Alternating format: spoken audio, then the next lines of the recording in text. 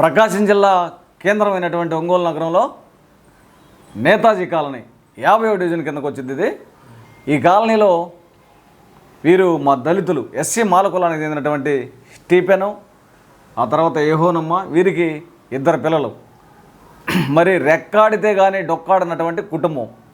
ఎక్కడో కరవాది నుంచి వచ్చి సుమారుగా 20 సంవత్సరాల నుంచి ఈ నేతాజీ కాలనీలో ప్రభుత్వం ఇచ్చినటువంటి స్థలంలో చిన్న రేకుల చెట్లను ఏర్పాటు చేసుకొని ప్రతిరోజు బేల్దారి పనికి వెళ్ళి కుటుంబ పోషణ చేసుకొని బతుకుతూ ఉంటారు. అయితే వీరింటికి ఆపోజిట్లో ఉన్నటువంటి అగ్రకులానికి చెందినటువంటి ముస్లిమ్స్, మరి వీరు 4-5 కుటుంబాలు ఉంటాయి వీరికి.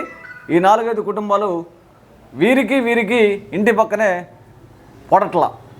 దీని మీదట గతంలో 2-3 పర్యాయాలు వారికి వీరికి గొడవలు పట్టడం జరిగింది, కేసులు పెట్టుకోవడం జరిగింది.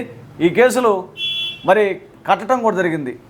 మరి నిన్న రాత్రి ఈ యెహోనమ్మ అనే ఆమెకు ఈ బాలాజీ ఈ యొక్క నేతాజీ కాలనీలో వాటరు, మున్సిపాలిటీ వాటరు ట్యాంకర్ల ద్వారా వస్తాయి. ఈ ట్యాంకర్లు వచ్చినటువంటి సమయానికి వీళ్ళ దగ్గరుండి బిందెలతోటి పట్టుకొని పోసుకోవాలా. ట్యాంకర్లు ఎన్ని రోజులకు ఒకసారి వస్తాయి? 7 రోజులకు 8 రోజులకు ఒకసారి వచ్చేటప్పుడు ఈ నేపథ్యంలో తొందరపడి పోసుకోవాల్సినటువంటి బాధ్యత వీళ్ళ మీద ఉంటుంది.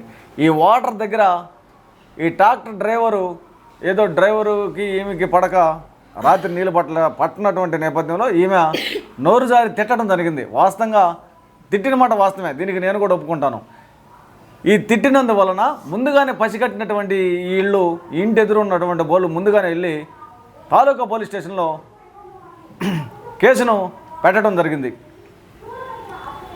వెంటనే మళ్ళీ వీళ్ళు వచ్చి వీళ్ళు వెళ్ళి మళ్ళా మమ్మల్ని కులం పేరుతో దూషించి దుర్భాషలాడారు అని చెప్పి వీళ్ళు కూడా కేసు పెట్టడం జరిగింది. వీళ్ళు కేసు పెట్టి వచ్చిన తర్వాత మళ్ళీ మా మీద అట్రాసిటీ కేసు ఎలా పెడతారు మీరని చెప్పి ముక్కుంబడిగా అక్కడ ఉన్నటువంటి 10-15 మంది ఆడవాళ్ళు మగవాళ్ళు వీళ్ళు అందరినీ జుట్లు పట్టుకుని లాక్కెళ్ళి ఈడ్చేసి కొట్టడం జరిగింది. దీని మీదట జీజీహెచ్ హాస్పిటల్లో జాయిన్ అయ్యి మళ్ళీ పోలీస్ ఇంటిమేషన్ కూడా ఇవ్వడం జరిగింది. దీని మీదట వెంటనే సంబంధిత పోలీసులు ఉదయాన్నే ఈ నేతాజీ కాలనీకి వెళ్ళి వీళ్ళ ఇంటి దగ్గర సిఐ గారు సంబంధిత అధికారులు వెళ్ళి విచారించారు. ఈ విచారణలో ముందుగా ఈమె తిట్టిందని తేలిన విషయం మీదట పోలీసులు ఈ వేళనే బెదిరిస్తారు. అంటే దళితులని, మాల వాళ్ళని, తక్కువ కులం వాళ్ళని చులకన భావంతో నీ నోరు కుదిరికూడదు, నీ మీద ఎవరు చెప్పట్లేదేడా, మాట్లాడాల్సింది అలా కాదు, నువ్వు మాట్లాడే అవతలను కూడా పిలిచి దండించాలా.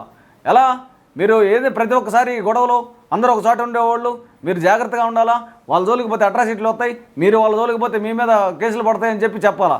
భయభ్రాంతులకు గురి చేసి చదువుకునే పిల్లన్నాయి, నువ్వు చదువుకోవు, జైలుకి వెళ్తావు, మీరు ఇక్కడ ఉండడానికి లేదు, అందరు మీ మీద యాంటీకి చెప్తున్నారు, ఇది పద్ధతి కాదు.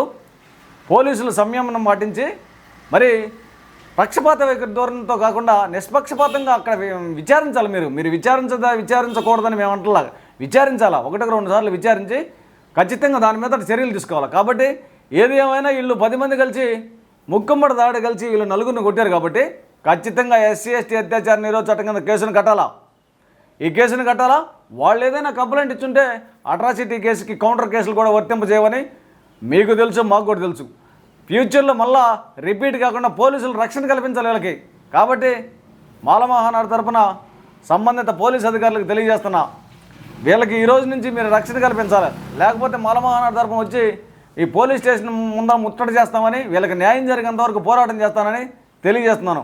ఒక్కసారి మానవతా దృక్పథంతో ఆలోచించాలా. మరి రెక్కాడితే గాడిని డొక్కాడినటువంటి కుటుంబాలు అకోరిస్తుంటే మీ పరిధిలో మీరు భయం చెప్పండి, అంతేగాని కేసు కట్టి అవతలకు భయం చెప్పాలి కదా. మీరు అట్రాసిటీ కేసు పెడతారంటే అట్రాసిటీ కేసు ఎందుకు పెట్టరు? మీరు ముక్కుమ్మడి దాడి ఎందుకు చేస్తారు? బ్లేడ్లు పెట్టుకొని వాళ్ళు ఆటోలు తోలుకునే వాళ్ళు అలబర్తరాగా ఉంటారు. అంటే గంజాయి బంజాయి తాగుతూ ఉంటారు. పొద్దున్నే ఉదయం నుంచి పనికి వెళ్ళి సాయంత్రం 8 గంటలకు ఇంటికి వచ్చి పడుకునేటటువంటి వాళ్ళ మీద దాడులు చేస్తే ఎలా ఉంటుంది? దీని మీద ఉన్నతాధికారులు కూడా ఒకసారి ఆలోచించాలని, వీరికి అండదండగా మాల మహానాడు ఉంటుంది. ఈ సాయంత్రం 8 గంటలకి వీళ్ళ కాలనీకి వెళ్ళి మొత్తం మాల మహానాడు తరఫున విచారణ చేసి మళ్ళా పై అధికారులకి మా నివేదికను కూడా ఇస్తామని తెలియజేస్తున్నాను.